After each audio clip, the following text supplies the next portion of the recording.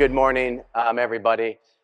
First of all, big shout out, Chris, to you, your team, for putting this couple of days on. Our industry needs this. We need to have opportunities to meet with our peers and opportunities to meet with our vendor partners to actually take advantage of some of the innovative ideas. So a round of applause for Chris and his team. Thank you. I'm going to tell you a story today about what we've done with PACE over the last 18 or 19 months. I'm going to tell you the story from the lens of an operator. I operate an agency in Portland, Oregon, and I have a franchise system. But I'm going to tell this story from the lens of one operator working with one PACE organization. And what I'm looking forward to is feedback from you on where this might fit in beyond Portland. I'm qualified to be here, first of all, because I founded a company in 2007. I have good experience as a home care operator. Launched a franchise organization in 2021 with a first franchisee that in Phoenix, Arizona. Today we have 45 agencies across the US. We are the most reviewed agency in the state of Oregon, which I'm proud of, with a 4.9 Google rating. We were on the Inc. 5000's fastest growing companies last year. Activated Insights Leader in Experience, and Best in Senior Living from Place for Mom. Proud of those things. Thank you. Of course, 4.9 means we're not perfect, and you can see Kimberly here says something like Clay should be serving coffee, not seniors. And the truth is, this is also who we are. We make mistakes. We are committed to continuous improvement. And I share this because when we make mistakes with clients, with caregivers, with family members, with referral partners, what we have to do is right away, and this was 2 years ago, this wasn't 2008 when I was just learning the business, this was recently, is we have to respond and we have to say we're sorry. We have to say we're going to try harder. We got to sit down as a team and figure out what we did wrong, because it's a family, and you can see here she talks about her dad and the disappointment in what we didn't do. The worst part of this review is she says, "I told you, and you didn't fix it." And you can see even after all those mistakes, you can see I misspelled her name in the reply. So still opportunities for improvement. I should tell you first about this kid. Okay, that's young Clay. I don't know. I'm probably nine years old or so, and this guy did not know the words economically fragile. Okay, so this is probably 1980 or so. Decent hair, nice smile, a sweet shirt. But what this kid did know was what it meant to be on and off government assistance, being raised by a single mom. That kid knew about, we didn't always all get to stay together because there wasn't always enough resources for 3 kids to stay together. So spending some time at grandparents for a couple of years, spending time with aunties for periods of time. These were the things that we had to do. And when I met PACE, when I met this organization that serves economically and medically fragile people in our community, I'll be honest, I recognized those families. I saw the cards that they were dealt, and our family and the history of our family. Not only were we dealt some bad cards, but I'll be honest, there's a lot of folks in this lineage that were dealt pretty good cards, but still busted out. And you can make bad decisions that lead to bad outcomes. And over a beer, I'm happy to tell you some great stories about some of those bust outs. But PACE serves this fragile part of our community. And when I met those families, I said, that's the rest of us. Those are my people. It's paid through, these are dual eligible folks. So PACE has a capitated cost. So we got a Kaiser guy here. This is a self-enclosed system. They're aligned with a hospital system. They provide the care, and they have a capitated cost on what they can spend. What it delivers is a wraparound service that I think of as the concierge care that the 5%ers are getting. Right? I have a private physician. I get the best treatment. And I looked at what PACE was doing with a day center model, with OT, PT, speech, with a primary care physician, with social services, socialization, food. And that seemed like a pretty bougie concierge system for the rest of us. And what I learned more about it was that it's a very underutilized. 80,000 participants nationwide, about 2.4, 2.5 million of us are eligible. So then it became a part of the mission to educate. It became a part of the mission to see how we could help this program. I should also say that I drove by PACE for probably 15 years before I went in, okay? So I'm very late to the game, but when my eyes were open to it, I understood where we might fit in. Um, I understood that as a small operator, could we make an impact on the things that they care about? This is a relatively small pilot, so I want to keep in perspective. I have a slide later that talks about some of those caveats, but we're talking about 43 PACE participants. This is Portland, Oregon. The PACE program in our market is Elder Place. We leveraged a technology with home care and their interdisciplinary team, and to measure what would the outcomes be. What were the outcomes that PACE cared about? They cared about hospitalization rates, emergency room visit rates. Later throughout the program, they cared about overall satisfaction of the participants receiving care from us. They cared about a service layer where we would be a part of this interdisciplinary team. And then what would the triaging look like? What would it look like for us to provide clinical oversight? Our nursing team reporting to their home care liaison, then reporting back to the IDT to see where would the services be rendered that would and eventually minimize the implications of that.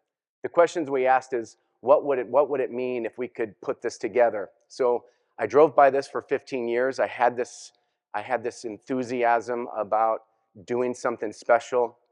And a year we went and talked to them about the potential. A year. So this was a sales process. So for the operators in here, none of these things happen quickly. And then when they happen, they move slowly. But I was really committed to this, and I said, what would happen? Now you can see 18 months in, we're still talking about 43 people. There's about 2,500 people in this program in Portland. It's one of the largest programs. How many in the room are familiar with PACE? Is this? Okay, good. And hopefully when some of the things we talk about relates directly to what we just heard about. So it's a 3-layer approach with one outcome that we're trying to drive. One is ambient awareness, so technology. We use Sensi.ai, but this could be a wearable, this could be a radar, a sonar, a variety of other technologies that could fuel that first pillar. But the idea is, could we get insights ahead of? Could we flip the script and be proactive and a little less reactive? Then we have a caregiver. We have a caregiver in the home where we have eyes on. And some PACE programs a lot, very few hours. Some PACE programs a lot, what I would consider, hold on. Some programs allot many more hours. So in our market, it's about 30 hours a week on average. This is a Medicaid reimbursement rate, so it gives you an idea of the scale of what 43 participants at about 30 hours a week at a 39 and change reimbursement. And then could our nursing team build a triage model with the different types of alerts and then feed the PACE program's interdisciplinary team on when they should be taking action? And there's basically 3 levels of types of changing conditions. Good to know. These are things that we report out at the end of a week and at the end of the month. These are small changes. For those of us with kids, we know that small changes are very difficult to recognize, but when we even have like a 6 or 7 month old, I believe, okay? So this changes every day. But as kids get older, when do we recognize the change? When the 4th grade picture comes out of the frame and the 5th grade picture comes in and you're looking at both, you're like, look at this little rascal. For those of you who had a chance to see, I get to do this conference with my 18-year-old daughter, our youngest daughter. And for those of you that took time to talk to her and share some of your insights as leaders in our space, she's going to be a leader in a space at some point. So thank you for that. Um, and then need to know changes of conditions. These are things that we can't wait on, that potential UTI, suicidal comments, or things that we want to address immediately. And then the highest level alert, where a cry for help, a potential fall, what could we do? And building that triage, and we did that with the PACE program. This is what the pilot showed. We reduced hospitalization rates by about 29%. We reduced emergency room visit rates by about 31%.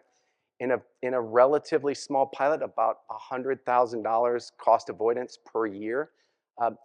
And again, if you think about 43 people within a program of 2,500, it begins to tell a story, and we can talk about what's next over the next 18 months. I beg you not to ask me about this math, but I did try to use the same modeling that CMS does and that the National PACE Association does, so that we had an apples to apples comparison in terms of the results. So from a methodology standpoint, I mean, my background is in engineering.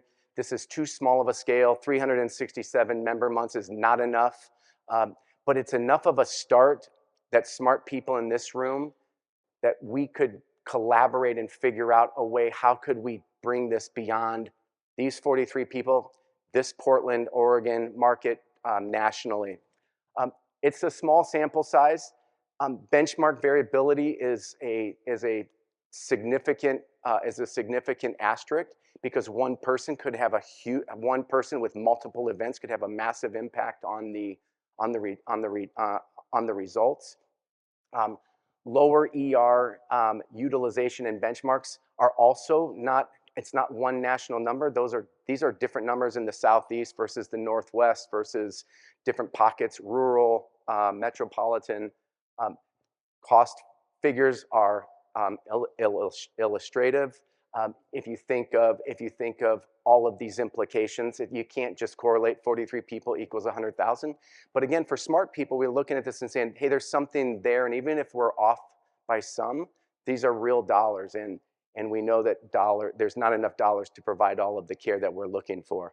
This is what matters to me most. The data, of course, is critical to drive any of these, but these are 3 people that we served, that we could point to, sit in their living room, talk to them. Walt is a guy that said, I need to unplug my device. I need to, we have family over, we're gonna be gossiping, and I don't need any audio-based ambient technology capturing this. So he unplugs it, they don't plug it back in, or they don't unmute it, and Walt has a fall. And we don't know until the caregiver gets there, because he's by himself, except for 30 hours when he's with us, and 2 hours of gossip time with his pals. So we see visible issues. We're able to then send that information back. It reinforces the importance that without this support, your only support is in person, and it's just not enough. Mildred, we experienced a early detection of a UTI. Ultimately, through multiple levels of objections with why we should do this or shouldn't do this, ultimately what the PACE program said in my market is, if the only thing you did was help us identify UTIs early before the implication, it's worth testing and trialing. Mildred was a perfect example. She had a change of condition, bathroom frequency. She expressed distress. Because it's utilizing analytics and AI to compare Mildred to Mildred yesterday and the week and month before, we were able to go do our nurse do a P-test, send the results to the PACE program, where they can get a prescription, where we can get it door-dashed back to Mildred. And Mildred has not left her home and really not felt the implications of a UTI. We've been doing this now, using this technology in total for about 3.5 years. We have somewhere around 100 alerts of a potential UTI, and 98 of those were a UTI that we addressed early. So it's had a big impact. Miss Virginia has a decline in physical mobility. 0 falls occurred, but we see a decline. We hear conversations that are captured about people who see her that look and say, looks like Mildred or Virginia is struggling. We can feed that information to the PACE program who has a PT, and could we do a PT assessment? And then a PT assessment with some physical therapy. Is Mildred's mobility baseline a new baseline? Is it continuing to decline or does it improve? And with that information, the PACE program can make new decisions about what the best and safest care plan are. For PACE organizations, this is a way to extend census beyond the geographic of a single day center. Day centers are expensive, but the beauty of the PACE program is that Mildred and Walter and Virginia are in their home. And if they can improve length of stay, that's a win for PACE, of course. It's a win for the participant, and it's a win for the home care agency. For those of us that are calling on, I heard Capitol Hill and Brady's here and Comfort Keepers, great operators. This is a problem on the Hill. There's not enough money and there's not enough people. So how can we as an industry address these two problems? And technology is one way. For dual eligible adults, early intervention, talking to the participant about leveraging all of the tools. By the way, it doesn't cost them anything. By the way, we don't get reimbursed at a higher rate. But imagine being able to talk to this medically, economically fragile person and say, what you're getting is what the bougie ones get in our town. You're getting something that's really special. And for us in the room, this is a model of care that we could deploy. Except Home Matters is 45 locations. PACE is 200 locations. That's a problem if my ego was my amigo. It's not a problem if I trust Rhea and trust Brady and Jeff at Caring, these 2 young kids, right? Building an amazing operation between 3 cities. I mean, couldn't be more impressed. Griswold's here, First Light. So if the goal is to do something for the rest of us, the people that I know, then we lean into these smart other brands and agencies. Cypress is here, people that really care about the business that we're in. What I asked today from you before I sit down, and I'm probably going to hit the post here right at 20, right? We're doing good. Is where should we take this in your market? I have a playbook. I know the objections. I know the frequently asked questions. I know how to triage. I know how long it takes. I know the training. Where could we take this? I'm open. I'm open to hand you this playbook. I'm open to training your team and showing you how you could take this to a PACE program in your market. I'd also like to take this to someone who has influence within PACE, the National PACE Association. I've called on them, and I won't give up, certainly, but walking in with someone like Jeff who knows someone, or Rhea or Brady, this could help fast track the process. I'd like to show this. I'd like this to be on the National PACE Association intraweb, where someone could just log on and see, you're using this technology or that technology or another, but how do we triage? I'll close by saying I might not have known what it meant to be economically fragile,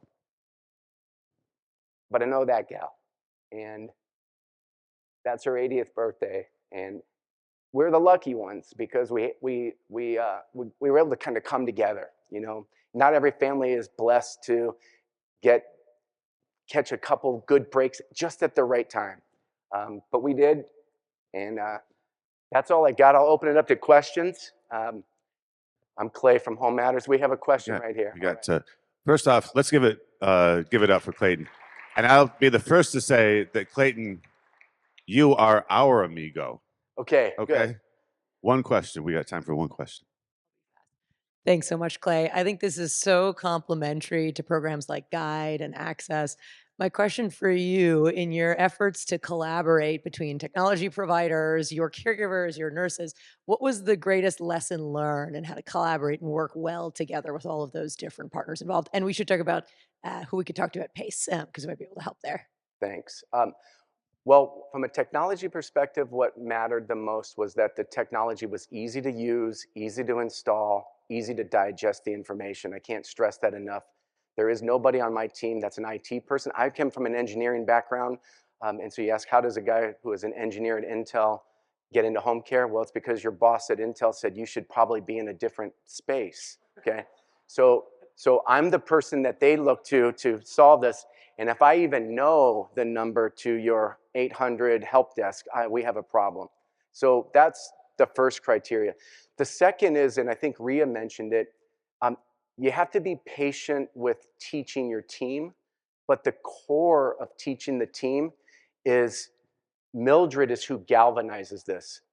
Walter is who galvanizes this. When your team sees an outcome that we prevented, when they see an outcome that we changed what would have happened, then the team of people in your office that care about this work we do, you don't have to convince them anymore. But it takes some time. If you know change management, you have to, you can't shortcut those things. There is resistance. There's resistance from participants. There's internal resistance. But until we in our office are galvanized, it's hard to sell this. It's hard to embrace it. And it's a great question, and I appreciate what Pocket RN is doing with the guide program. I think there are a lot of correlations. Thanks. Great question. And I know you said that's all the time we had. Yeah, it's the only time. I'm glad that you don't work at Intel anymore. Thank you, Chris. So is my boss. So let's put our hands together for Clayton one more time. Thank you, buddy.